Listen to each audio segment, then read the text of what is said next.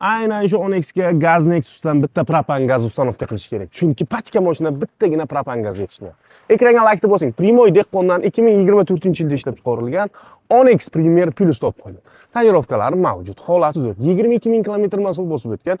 Egalarning aytishlari bo'yicha kraskalar absolyutno top-toza, yana ko'rib tekshirtira olasizlar. Marhamat, aytganimdek tonirovkaga ruxsat, beskuychovli dostуп.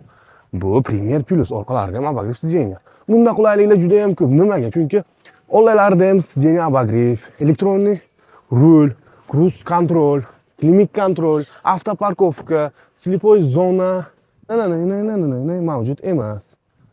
Nega? Xo'sh, mana orqalarini ham qarang. Aytganimdek, orqalarda ham abagriv sideniyasi bor. Shu mashina Onyx ga bo'lsa, bitta shumka qilib haydasangiz, shu zo'r bo'ladi. To'xtab qilamiz. Iceberg suvlarini ichib maza qilasizlar, xo'pmi? Qarang, Premier qoraytirib qo'ygan, turbolarni ham qoraytirib qo'ygan. Mashincha o'zi qop-qora. Egasi nima deganini aytaymi? Qarang, zapaskalar tushmagan.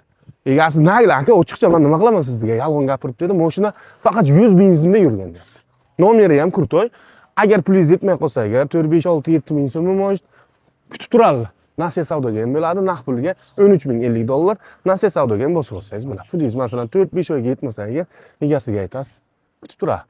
Lekin hujjatiga o'zlaringiz javob berasizlar. Koreysda o'z javob bermaydi mutlaqo. Nomer telefoni pastda bo'ladi, ekranga like bosib, obuna bo'lib, keyingilarga telefon qilasizlar. Sog' bo'ling.